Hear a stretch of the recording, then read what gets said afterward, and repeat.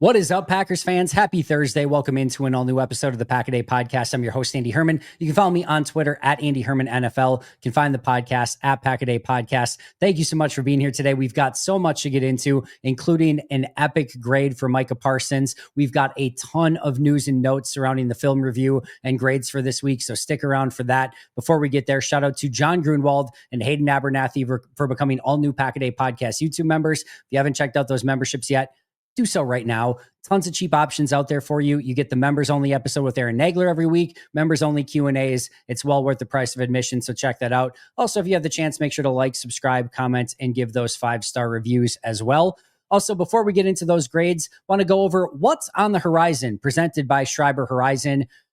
We are heading into Packers-Steelers. It's going to be an epic game this Sunday night. I know you can't wait for it. I can't wait for it. It's going to have a lot of emotion. Aaron Rodgers facing the Packers. There's been a lot of discussion about it. But one of the big things that Aaron Rodgers talked about today in his meeting with the Packers media was that he will, in fact, retire as a member of the Green Bay Packers. Now, that's not surprising. We've kind of known that already. But as we look down the road, Aaron Rodgers, Packers Hall of Famer, his name is going to be on, the Ring of Fame. His number is going to get retired. That is one of the coolest things that you can look forward to. And what I really want to talk about just really quick is how awesome it is of how Aaron Rodgers, the Green Bay Packers, the fan base, everyone has handled this entire situation.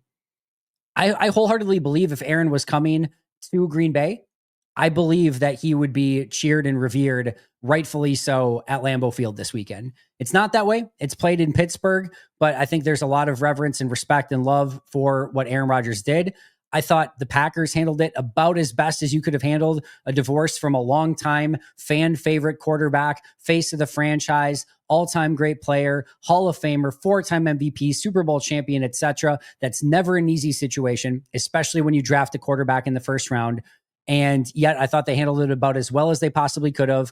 Maybe a couple comments from Mark Murphy here and there, complicated fella, things like that maybe could have gone without saying. But outside of that, I thought they handled it about as perfectly as possible. And for Aaron, I know Aaron got a little bit frustrated when Goody was maybe dragging his heels and trying to utilize that leverage to try to get more draft capital out of the Jets. Outside of that, I thought Aaron handled it about as well as could possibly expect it. Now, when he initially asked for the trade a couple years before that, right at draft time, things like that, there was definitely some angst, frustration, a little bit more vitriol, I think, between both sides at that time. But by the time the actual trade request came along and it was time to move on, I thought Aaron handled that spectacularly. Ever since he has left Green Bay, he's had nothing but glowing things to say about the organization, Jordan Love, the city of Green Bay, Swamico, Chives, all of it. So I think he's been outstanding in this entire situation. He said this is not a revenge game, which I do legitimately believe. I think he wants to win it. I think he has a chip on his shoulder. I think he's extra motivated in this game, but I think he's done an excellent job of handling this situation. And outside of, the two big sides, the Packers fans as well. This was a house divided when Favre left, and there were Jets and Vikings Favre jerseys all over Lambeau Field. And then when Favre came back as a member of the Vikings, he was booed, and there was a lot going on there. I thought the fans in general have handled this entire situation about as well as possible, being supportive of Jordan, still being, supportive of, what Aaron has done and having respect for him.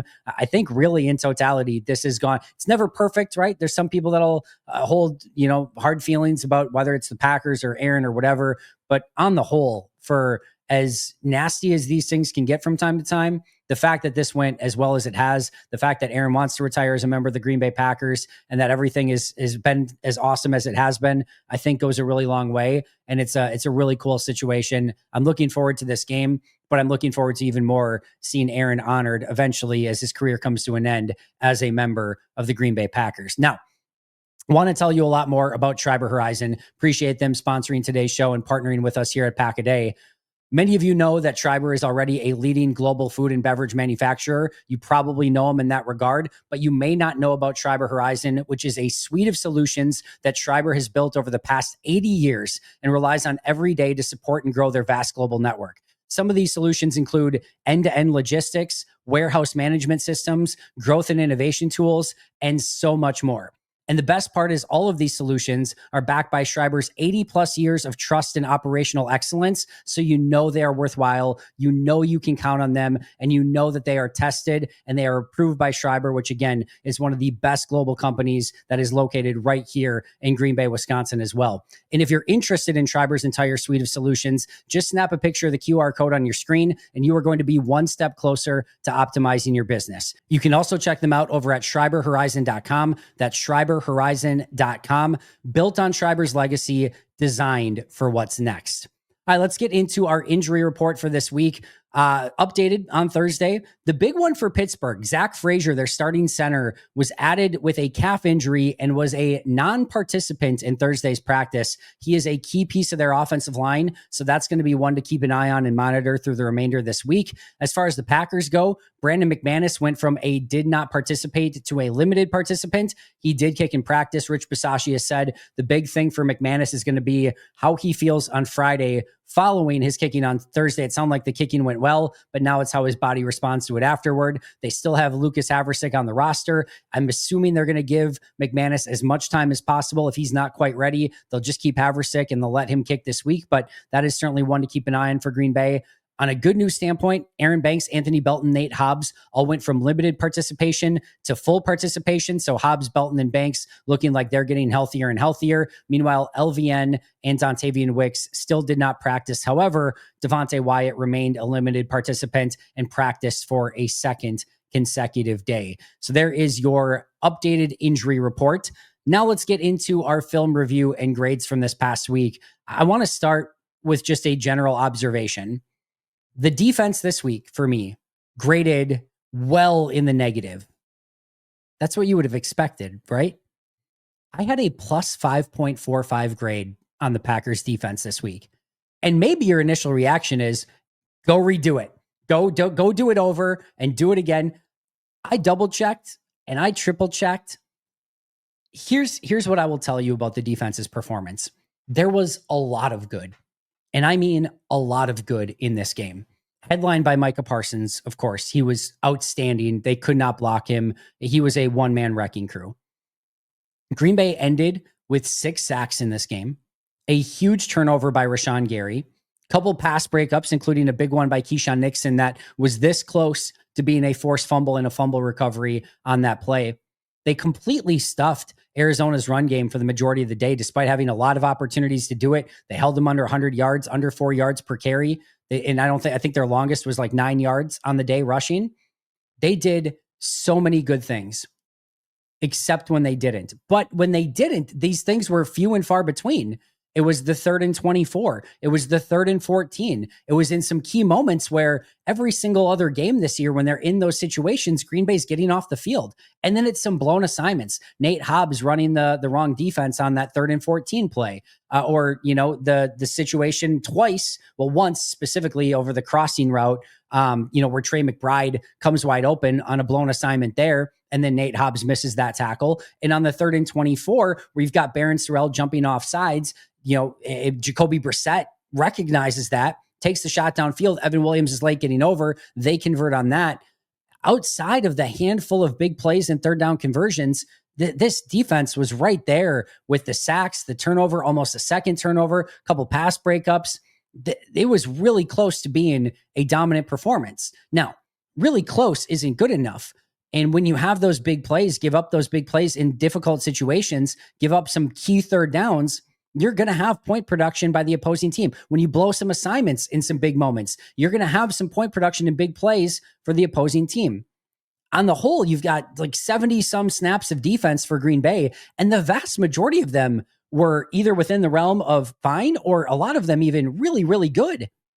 But it was those handful of plays that just, whether it was a mental lapse or, just a blown coverage, or just, again, a player not being able to cover the way that they needed to on a specific play, it ended up being far worse than what it should have been. So Arizona ends up with 23 points because of a handful of bad plays by the Packers defense, with a lot of really great stuff mixed in outside of those handful of plays. So the defense graded very, very well.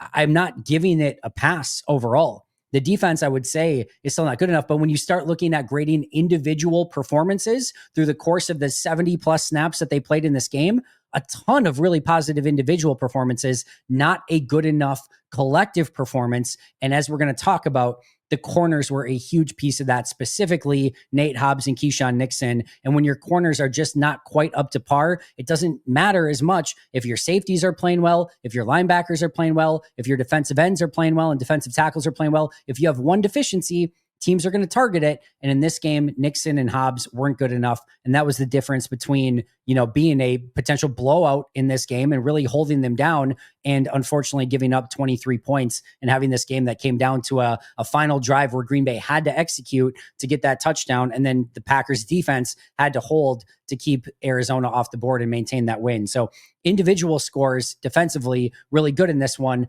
Collectively, we can all agree it wasn't good enough. And in those key moments, it really, really wasn't good enough. Let's get into our top 3 graded players on offense in this game. Number 1, Josh Jacobs plus 1.00. We talked about it earlier this week. Not the sexiest box score in the world. Josh Jacobs, though, in the second half, when this game was on the line, said, feed me the ball and I'm going to make good things happen. It's really impressive. There's no negatives for Josh Jacobs. Even a big blitz pickup, or at least a blitz pickup where he was responsible for in this one, picked it up well. Catching the ball to the backfield when need be, rushing the football, breaking tackles, finding space where there's no space. Just everything he did was winning football. And it would have amounted to a whole heck of a lot more if A, he was healthy, and B, the run blocking was a little bit better. But that's not on Josh. When he got the ball, he did about everything he possibly could to get the most yards humanly possible in that situation. I love the way that he ran. I got nervous a couple times knowing that he's got a calf injury and he's accelerating and cutting. He had that unbelievable acceleration and burst on the touchdown play. That play on that touchdown, that first touchdown where he accelerated the sideline, it's supposed to go up the middle. It's not blocked well up the middle. He bounces it outside. The 2 receivers, I think it was Dobbs and Golden, don't block anybody. Like, it's not blocked in the middle. And then he goes outside. There's like 4 guys chasing him. And he still is just like, I'm just going to outrace you to the end zone. He has that other play in the red zone where he completely makes the guy miss, just completely gets him to fall down, and he's not going to make the play. And unfortunately, Jacob stumbles a little bit and he's not able to get more yardage out of it. But he was fantastic in this game. I loved what he brought to the table from an energy standpoint, intensity standpoint, just putting the team on his back when they needed it most, despite the injury, playing through the injury. Just an all-around awesome performance for Josh Jacobs, capping it off with 2 touchdowns in this one. Tucker Kraft, plus 0.7 grade. He's got the touchdown reception. He only ended up, I think, with a couple of receptions on the day. I will say this. I thought this was his best blocking performance of the year, which is why this grade was higher than maybe the box score again would indicate. There were multiple plays where he got left one-on-one with defensive ends, and he held his own. I'm not saying Mercedes Lewis style, maybe, where Mercedes played it like an offensive tackle almost, but where the defensive end could not get past Tucker Kraft on his way to the quarterback. I think it was one play in particular where Zach Tom is backing him up, ready to have to block, and Tucker Kraft's just, don't worry about it, I got this one. I thought he was much, much better as a blocker. There are a couple of ones where he kind of comes across the formation where he probably could have made a little bit better contact and maybe a couple better blocks here and there. But I thought on the whole, this was the most consistent and best performance as a blocker for Tucker Kraft. And then he's still coming up with those big plays when you need it most, including that big touchdown reception. And then Romeo Doubs, plus 0.5 grade, he had an early, reception early over the middle, deep middle of the field. That the one before halftime to set up the field goal, a couple receptions late when they needed it as well. I thought some of the blocking from Romeo could have been a little bit better. Otherwise, this grade would have even been a little bit higher. But from a receiving standpoint, I thought he did a good job of getting open throughout the game, finding little spaces, catching the ball when he was throwing the ball, coming up with plays when Jordan Love needed it. And in fact, if I were to make an argument, I think Jordan probably should have looked Romeo's way just a little bit more in this game. And I think there was a little bit more meat out there for Romeo and Jordan. And of course, the big play missed by Jordan, where Romeo should have had a touchdown on the play, would have been like a 50-yard touchdown on 4th down. Romeo ran the route great. He's wide open in the end zone. And unfortunately, Jordan just misses him on that one. So nice day for Romeo Doubs. Top 3 on offense, Josh Jacobs, Tucker Kraft, and Romeo Doubs. Bottom 3 on offense, lowest graded offensive player, PFF and I agreed on this one, Jordan Morgan. I will say this. For a good chunk of the game, I would say first 3 quarters, I thought for the most part, Jordan Morgan was fine. I thought it was the end of the game, last quarter and a half, where things really started to kind of get off the rails a little bit. He had that 4th and 1 early in the game where he got completely blown up. And there were some plays too that he would like to have back, but it was more at the end of the game where whether they were running the ball or passing the ball, I don't know if he just, this is one of his first games and, he's been kind of rotating with Sean Ryan. I don't think he ran out of gas or anything like that. I just think he kind of got beat towards the end of the game. It just needs to be a little bit better from Jordan. He's still young. He's still up and coming. He's a talented player.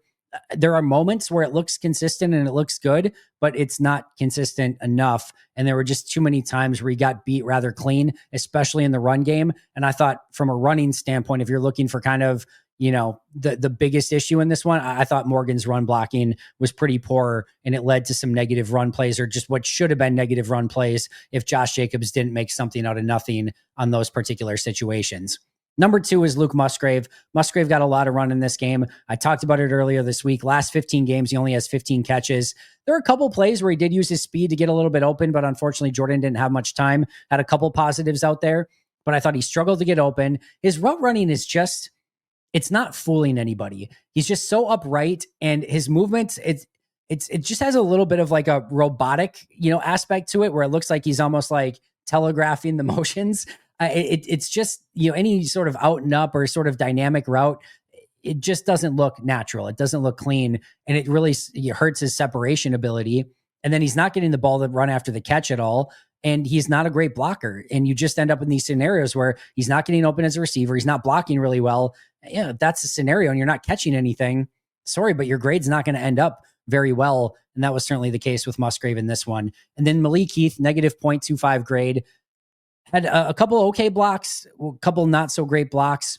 Didn't really get open much as a receiver. Did have one where he kind of got down the field, threw his hand up, and Jordan just didn't see him. But then the big one was just lining up off sides on a key play that knocked him back 5 yards. Like, that stuff just can't happen. Those are the mental errors that are really going to get you killed and knock you backwards and force you to settle for field goals or punts rather than putting better point production up there. That's just a silly, stupid mistake. You literally just have to look in and see if you're behind the ball. To line up off sides as an offensive player is inexcusable. And that was a really silly play, and one of the key reasons why Malik Heath graded in the negative in this game.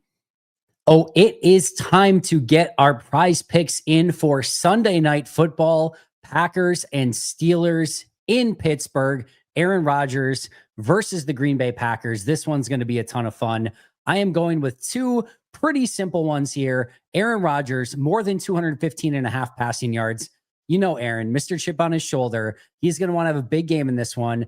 We've seen Green Bay give up some yards to Jacoby Brissett and Joe Flacco. You can bet that Aaron Rodgers is going to want to get his in this one. More than 215.5 passing yards for him. And Josh Jacobs, simple as can be, a touchdown. He is a machine in the red zone. They give him multiple opportunities. Pittsburgh gives up a lot of yards, a lot of points. I expect Josh Jacobs to get a touchdown in this one. So Aaron Rodgers, more than 215.5 passing yards. Josh Jacobs, a touchdown in this game. Of course, you can go over to Sleeper and get a 100% match by utilizing code PACKADAY up to $100. Terms and conditions apply. Check out Sleeper for that. Also, right now on Sleeper, you can have a $20 play without any deposit necessary. Terms and conditions apply for that as well. But that is an awesome opportunity. Go check out Sleeper if you haven't already. They're available in over 25 states nationwide. So what are you waiting for? Get your picks in for Sunday Night Football. Green Bay, Pittsburgh. It's going to be a ton of fun. I'm excited about my picks this week. A lot of noteworthy offensive performances, both good and bad. Mostly good, I would say. Jordan Love, plus 0.45. PFF graded him in the negative, under 60, which is their baseline grade this week. I couldn't quite get there. Now, 2 things that I will say about Jordan. The big miss to Romeo Doubs. That one can't happen. He had the one over the middle of the field that probably was a interception-worthy play or a turnover-worthy play. It's a bang. Dobbs does get a little bit of, contact there as well. I would put that as a poor decision either way. There's a check down chilling right in front of him, and instead he tries to force it to Dobbs down the field. Bad decision there. That's when you just take the check down. And that's kind of the other thing in this game is there were multiple times. There's a play in the corner of the end zone on a 3rd down where he's trying to go to Dontavian Wicks and there's just nobody there, and Romeo Doubs is chilling right in front of him. Now, Dobbs was short of the sticks by about 1.5 yards. but maybe Dobbs gets it, turns around and is able to pick up the first, or maybe Dobbs gets it and just falls backwards and he's a yard or a half a yard shy of the first down, but they can go for it on fourth down in that situation rather than having to settle for a field goal.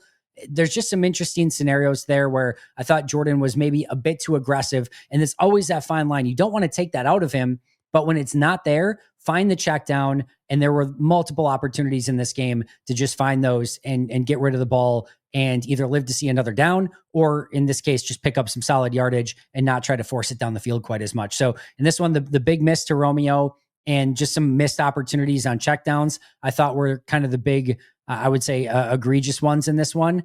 Outside of that, the reason why I couldn't get to the negative for this one for Jordan is because I thought he came up huge in the clutch. That fourth down play at the end, 4th and 2, have to have it. Go back and watch that play. I think it was Rasheed Walker gives up pressure on the left side, and he's got to kind of like fade away and throw it off his back foot a little bit in a must-have situation, but like probably like 20, 25 yards down the field in a very, it's not the tightest of windows in the fact that the corner safety, whoever it was, didn't have good coverage on the play, but you've got the sideline working against you.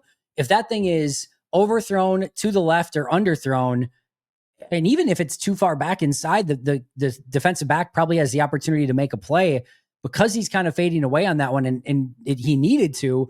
It's a really, it's a lot more difficult throw than it would have been if he had the ability to step into it. Yet he still made that throw in that situation. The other play I love from Jordan in this one was the play, I think it was the third down early in the game, where they're up at the line of scrimmage. He gets everyone checked into the right play. He moves Matthew Golden around, gets him in the slot, and then gets him on that little dig route, and Golden just wide open. And it's a lot of pre-snap work for Jordan, which ends up in a super easy throw for a first down. Also had that unbelievable throw along the sidelines to Matthew Golden. Maybe a little bit ill-advised with Max Melton breaking on that, but had the arm talent and the anticipation to throw that exactly where it needed to be with the right amount of, RPMs behind it, if you will, to get that throw where it needed to go and pick up a big first down there as well. I thought there was some really good stuff from Jordan. Just wish he would have hit that deep ball to Romeo Dobbs. Wish he went to maybe forced one in a potential interception worthy play moment, and wish he would have taken a few more checkdowns in this game. Other noteworthy ones, Matthew Golden plus 0.15. Thought he started really well. And then I thought in the second half, part of it was opportunity, but I didn't think he was getting open quite as often. And I thought some of his blocking struggled in the second half of this game as well. Dontavian Wicks, negative 0.2. There's nothing really to talk about here other than I just want to note, I know he's hurt this week. He's probably not going to play this week. They need to get Dontavian Wicks a little bit heated up in this offense. You remember back in his rookie year and even at flashes last year where like he can be a really good player. And we just haven't seen that yet from Wicks. I think we need a little bit more from him. They got to get him going in some way. Negative 0.2 grade for Wicks in this game. Elton Jenkins, I know I've been a little bit critical of Elton, plus 0.2 grade. In fact, he was grading well above that. He had a couple plays at the end of the game that I think he probably would have liked to have had back. But overall, much better from Elton this week. Positive performance, liked what he did. Still think there's another level of intensity there that he can get to and just being a little bit more technical and intentional with what he's doing. But overall, much improved. Appreciated what Elton put on tape this week. And that's a much better performance overall. And hopefully what we're going to see moving forward from Jenkins. Aaron Banks, much maligned. I had another neutral grade on him this week. PFF had a slight positive on him. So both these past 2 weeks, PFF and I right around neutral for Aaron Banks. I thought overall, some good football. The first half, he was trending to be, first half to 3 quarters, he was trending to be one of the highest graded offensive players in this game. There's another one who kind of fell off as the game went along a little bit, but I still thought this was a passable performance from Banks. And this idea that he's, outside of that first game where I didn't think he was very good, these last 2 games, he's been fine. He's been a solid starting offensive lineman, which we kind of thought he was going to be. I still think there's a higher level that he can get to there. And I'm certainly not defending the contract that he's been given so far, but it was a solid performance these past couple weeks. And for me, a neutral grade in this one for Aaron Banks. And then Zach Tom plus 0.25. Still not what I would say is peak Zach Tom, but better, continues to trend in the right direction. And was certainly a real nice positive still for Green Bay this week. All right, let's get to the defensive side of the ball. Number 1 on defense. You guessed it. You know it. Micah Parsons plus 3.00 grade this week. 10 pressures, 3 sacks, was almost 4 sacks. I do think that penalty was ruled correctly with the hip drop tackle. He kind of had him and then kind of did a little bit of a, not like a jump, but almost like an extra emphasis on top to get him down. I think it was, if it weren't for that, he wouldn't have got called on it. But still, what an unbelievable game for Micah Parsons. And I saw the comments immediately, like, is this the highest defensive grade you've ever given? Is this it? I've told you guys before, I'll say it one more time. It's not always great to compare year to year, especially further back, like 2017 and 18, especially. I was a bit more aggressive with the positives and negatives. It's still kind of evened out the same, but I'm much more tighter in the grading now. But I would say really since like 2020 on, it's been extremely consistent from that point forward. And even 2019 was pretty close. I can tell you this, the plus 3.00 grade for Micah is technically the fifth highest grade that I have ever given. However, 3 of those were in my first 3 weeks of grading in 2017, where, as I mentioned, I was a bit more heavy-handed on both the high positives and the high negatives, or low negatives, if you want to call it that.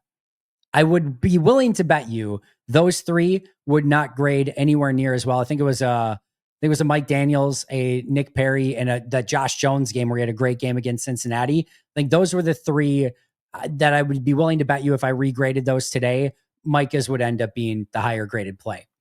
The only one that I could say was probably truly higher, and it was extremely close, was Zadarius Smith in 2019. He had that late season game against Minnesota where he just obliterated them. I mean, there's that highlight package from that game that's just absurd. He's just in the backfield every single time. That was a plus 3.20 grade. This was a plus 3.00. So at worst, I would say it's probably the second highest grade. At very worst, even if you want to go back and just count my grades as canon, it would be the 5th highest grade ever on defense. I'd be willing to tell you it's between him and Zadarius for that top grade. I could go probably in either way. It'd almost be kind of fun just to go back and regrade that game a while later and just kind of see how I feel about it now. But no matter what, the highest grade since 2019 that I've given a defender, just an unbelievable performance for Micah Parsons. We can go over all the plays, the 3 sacks. Here's the big thing about the 3 sacks. Red zone, final drive. You hold them to a field goal, hold them out of the end zone on that final drive because of Micah Parsons. I mean, it's not just the 3 sacks, it's all 3 of them were in clutch moments. That's what you love to see. Not to mention he's beating 1-on-1s, 2-on-1s. It doesn't matter. He's just finding ways to the quarterback, and he's been completely unstoppable with what he's brought to this team, and more specifically even this week, which I thought this was his best performance on the year so far. Evan Williams, plus 0.7 grade. This is a bit of an interesting one, maybe a little bit controversial. There were 2 bad plays for Evan in this one. He had the pass interference penalty. I thought it was pretty tight coverage. I understand the flag. I'm not going to complain about the flag. I think if you no call that one, I don't think it's an egregious no call. Like, it's a pretty tight play, but I don't have a problem with the flag in that scenario. But it's a tight one. I thought it was pretty good coverage. Evan's got to get his head turned around. Still a pass interference penalty on that play. And then the 3rd and 24 where Barron Sorrell jumps off sides, and it's a deep cover 2 look. The corners are off. So you're basically taking that little turkey hole and you're making it further down the field, making it even tougher. But in that situation, you've got the linebacker coming up the field. I hate the play call defensively, quite frankly. Just go cover 4. Why are you going cover 2 in that scenario? Just go cover 4. And in that scenario, though, your safety's got to get wide. They do have a player coming up the seam, and both safeties are kind of keeping an eye on it. And then you just have the underneath route where they're going right to that corner, and it's above Nixon, and Evan just barely can't get there in time. I think Evan got sucked a little bit too far inside. If he'd been a little bit further over, he makes a play on that ball and breaks it up. And even then he was extremely close. I thought he took about the perfect angle that you could possibly take. Outside of those 2 plays, I thought he was phenomenal. Run defense, pass coverage, everything they asked him to do. He was awesome. I love the way he's playing. There are a few players playing right now, as well as Evan Williams is playing. He is a joy to watch. One play in run defense where he comes up. I think it was a tight end, but maybe it was an offensive lineman. I think it was a tight end, though, where he sets the edge, just completely blasts the tight end like 1.5 yards or 2 yards back into the backfield and just kind of explodes any opportunity for the running back to get to the outside. Just some really fun stuff from Evan Williams. And then Javon Bullard. Javon Bullard was number 3, plus 0.65. Thought this was Javon Bullard's best coverage game.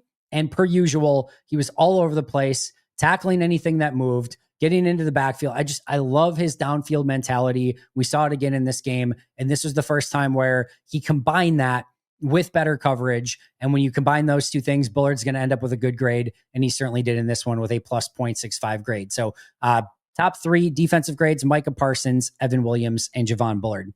Bottom 3 on defense, number 1 was Barron Sorrell, negative 0.6. The big offsides penalty was a big piece, but he just struggled. Justice did bring a great piece to this of they were asking him to do some really difficult things, especially on the interior as a rusher.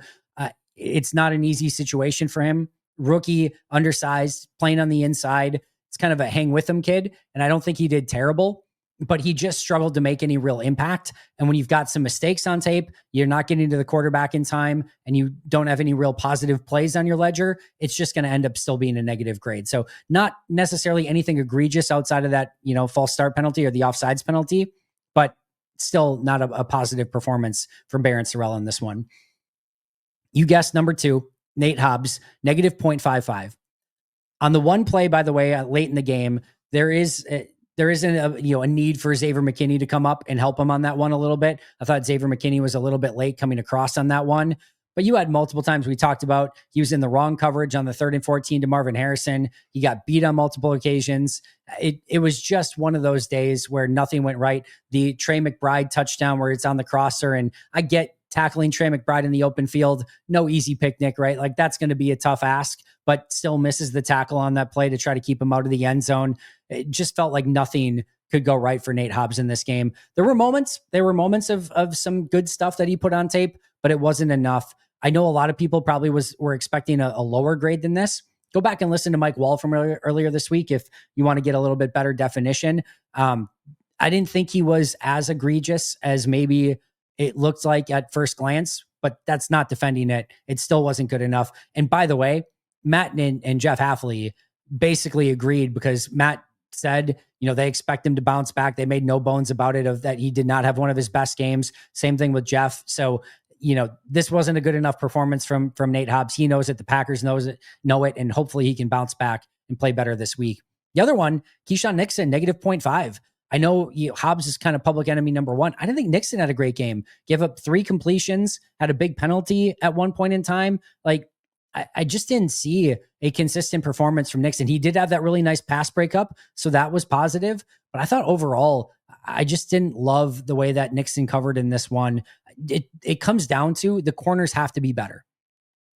If this defense wants to reach its peak, there's a lot of other players playing great in this game that you should have probably come up with a much better performance. But because of the deficiencies on the outside with Nixon and Hobbs in this one, I thought that was the real weak point, which it was a lot of people's concern going into the season. And that definitely was this past week. Nixon, negative 0.5, Hobbs, negative 0.55. Those two have to play better at corner, or, at least maybe give Carrington Valentine a shot and see what he can do.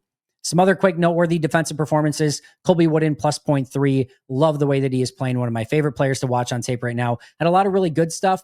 Played a lot of snaps. Had some pass rush situations where he just couldn't get much movement. I did think he was good in the run game. I can't say enough about how he's playing overall. Doesn't have this huge, sexy grade, but I still extremely happy with the way he's playing so far with a plus 0.3 grade. Nasir Stackhouse, I thought, put his best tape out there yet, plus 0.25. I thought he was much better against the run, shed blocks better than he has at any point this season. Carl Brooks, plus 0.2, some really good stuff, but a few different plays where he got kind of pushed out of his gap or just couldn't get any penetration whatsoever. Ends up being a slight positive. Still love overall what we're seeing from Carl Brooks and Colby Wooden, holding the fort down until Devontae Wyatt gets back. Kingsley Enagbare continues to play well in minimal playing time, plus 0.45 grade. He won on numerous occasions in this game. Actually thought they probably should have utilized him just a little bit more. But overall, really, really good start to the season for Enagbare, who in this smaller role than what he was in a season ago has been playing much, much better and has been winning with much more regularity, both as a run defender, but more specifically as a pass rusher. Rashawn Gary, plus 0.3, headlined by his huge forced fumble. Thought he was mostly neutral outside of that forced fumble. but I thought that was a massive play in the game and a play that really changed the outcome, by the end of the game when you look back and see just how important that turnover was for the Packers. Quay Walker plus 0.55. Jeff Hafley went as far as to say he was playing elite football. I'm not sure if I can get quite that far, but he was really good in this one. Now, I will say he was awesome as a blitzer. He was okay in coverage, and he was okay in run defense. Like, there was some really good run defense in this game. There were also some plays where he just got kind of, completely taken out of the play by a guard, which is going to happen for a linebacker from time to time. It's nothing, egregious, but overall, what he did as a blitzer and what he did overall with his downhill mentality and physicality, I thought was really, really good and well deserving of that plus 0.55 grade. Isaiah McDuffie, by the way, plus 0.55. I know nobody's really paying attention to Isaiah McDuffie. He's one of like 3 or 4 players on the entire team this year who is graded in the positive for me every single game. He is playing really good football. And I know, again, you're probably not watching it. He's probably going to, not play well this week now that I say it, but his instincts have been fantastic. His tackling's been good. He's getting off of blocks. He's playing fast. I really liked what I've seen so far from McDuffie, including in this game. Just really sound run defender.